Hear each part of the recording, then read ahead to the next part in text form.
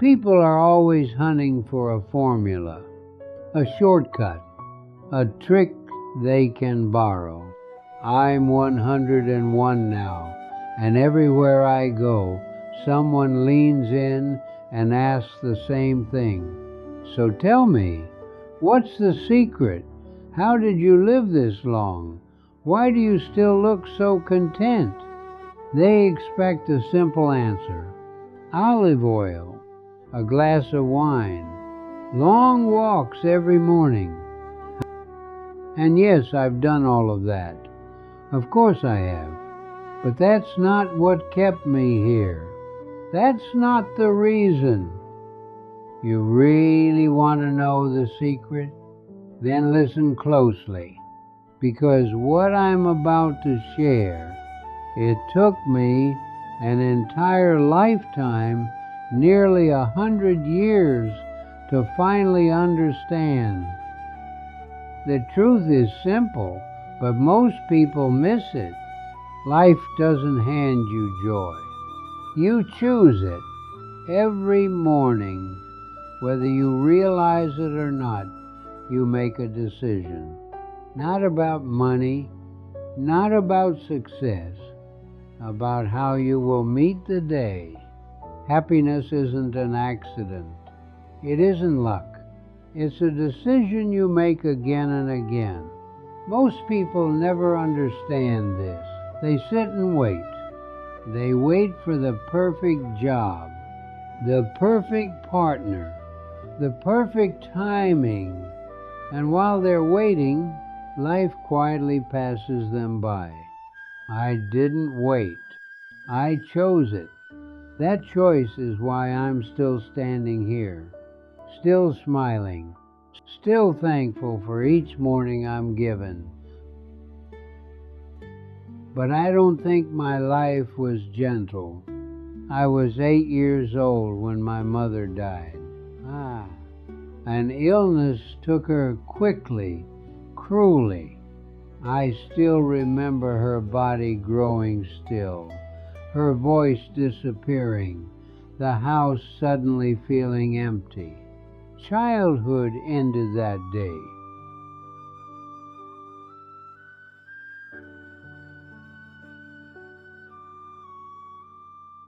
In 1940, my father brought me to America. $50 in his pocket. Not a word of English between us. I was 12, sleeping on a bare floor in Bensonhurst with 15 other people, learning what survival really meant. By 13, I was working beside my father, making shoes, day after day, until my hands cracked and bled. That's how we ate. Then there was Catherine Williams, my first wife, the most beautiful woman I had ever seen. Black hair, brown eyes, a voice so warm it filled a room before she even spoke. We had 13 years together, starting in 1949. 13 years I thought would last forever. On the morning of August 26, 1962, I made breakfast like always for her. For the children, I went to wake her.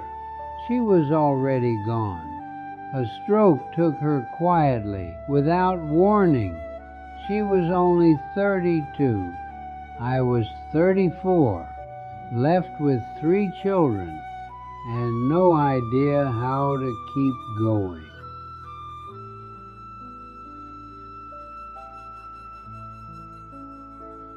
But even then, especially then, I made a choice. After that moment, life didn't just crack, it collapsed.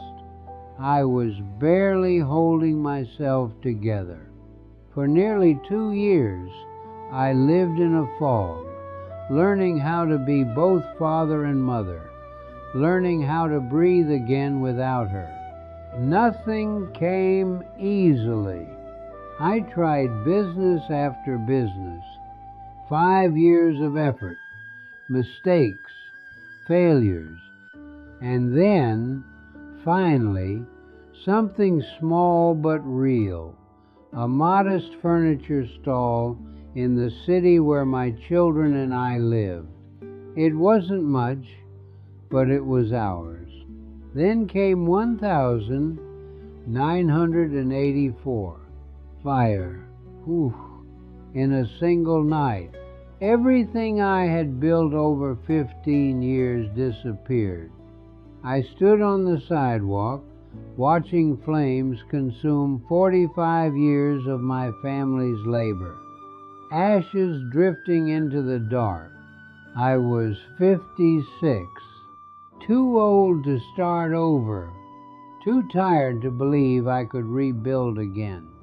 That night, I thought, this is it. This is where I stop. This was the hardest moment of my life. Someone once told me something I never forgot. Allow yourself to be vulnerable. You don't always have to be strong. That's the first lesson I want to give you. Write it down if you have to. Hard times don't have to harden you. They don't get to decide who you become. You do.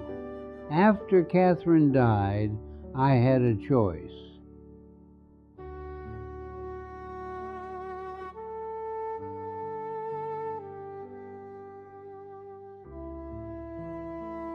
And yes, I was furious.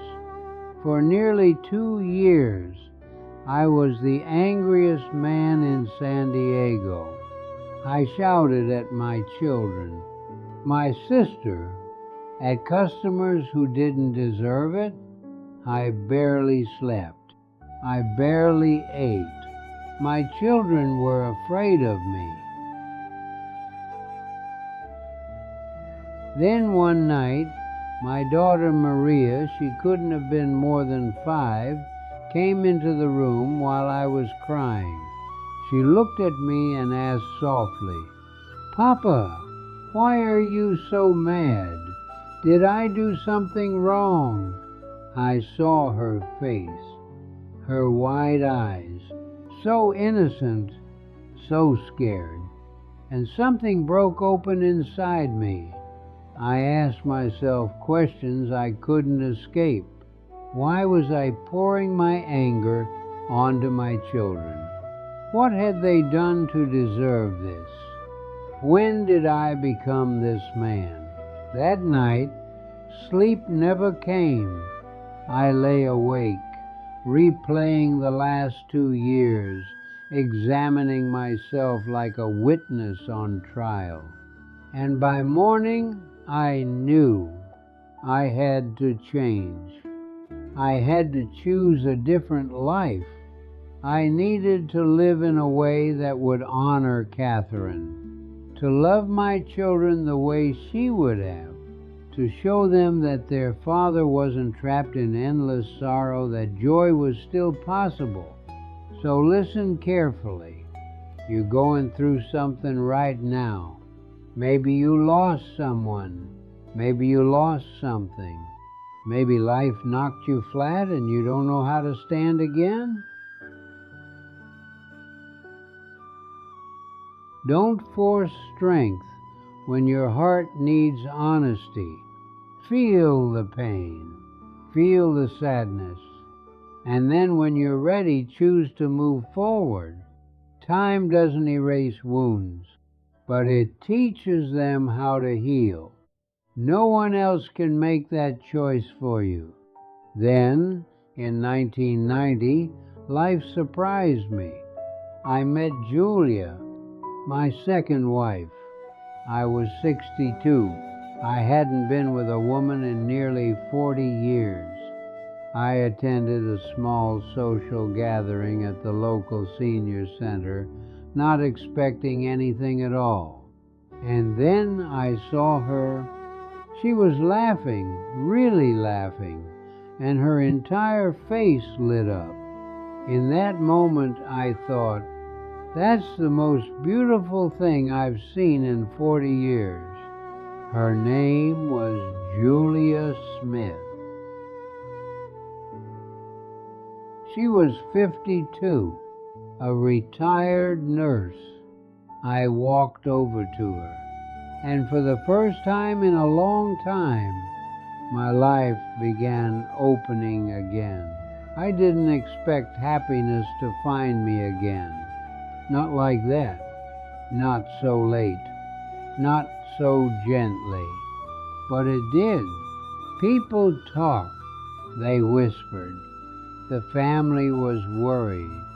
Friends questioned. And yet, 1 year later, Julia and I were married. The looks we received, I still remember them. Even my own son, Robert, stopped speaking to me. 2 years, 2 long years. He said I had forgotten his mother. He said the neighborhood was watching, judging, talking. I told him the truth. Robert, I love you, and I never forgot your mother. But I spent 40 years alone. I am 70 years old, and I finally found someone who makes me laugh. If the neighborhood doesn't like it, let them. That's the second lesson. Write it down. Stop caring so much about what other people think. One day, and I hope it comes long before you're 70, you'll realize this. Other people's opinions don't shape your life unless you let them. Only you can hurt yourself by believing them. Julia and I spent over 30 years together. 30 beautiful years. She passed away 2 years ago on January 15th. She was 86. I miss her every single day. But here's the thing. She would be furious if I stopped laughing. She'd look at me and say, "Will, don't you dare sit around feeling sorry for yourself. We had 30 years. That's more than most people ever get." And she's right. So I still laugh, sometimes even at her. You want to know what makes me happy now? Coffee in the morning, sunlight coming through the window. My great-grandson John, he's 7, calling me every weekend. The taste of good bread, classical music playing softly, a warm bed, a stranger who smiles at me on the street. That's it. That's the whole list. I don't need a yacht. I don't need a mansion. I don't need anything I don't already have. And here's the secret inside the secret.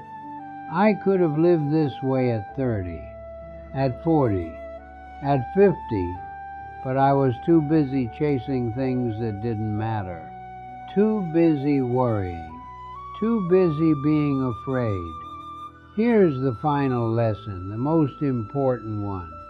Happiness is not waiting for you at the finish line. It's hiding in every step you take today. It's right here, right now, in what you already have. But you have to open your eyes to see it. So tonight, when you finish watching this, do one thing. Sit down, look around, find 3 things you're grateful for. Not big things, small ones.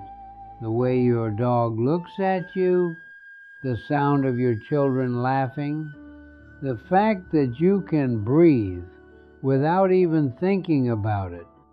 Start there. Gratitude is a muscle. You have to use it every day. And if you do, I promise you your life will change. I'm 101 years old. I lost my mother as a child. I lost my first wife at 34. I lost my shop at 56. I lost Julia 2 years ago. I should be the saddest man alive, but I'm not, because every morning When I open my eyes, I say, "Thank you, God. Thank you for one more day." What are we going to do with it? That's the secret. You choose joy every single day, not because life is easy, not because nothing bad ever happens. Bad things happen all the time. You choose joy because the alternative is misery, and misery is a waste of whatever time you have left. My mother used to tell me I remember it, even though I was so young. Will, life is beautiful if you look at it the right way. I didn't understand at 5, or 30, or 50, or even 70. But now, at 101, I finally do. Life is beautiful. Not perfect, beautiful. With all the pain, all the loss, all the hard days. Beautiful. And you only get one. So stop waiting to be happy. Stop waiting for everything to be okay. Choose joy now, today, while you're still here to choose it. That's the secret. I also hope you will be happy with your life. Don't forget to tell me where you heard my life story from.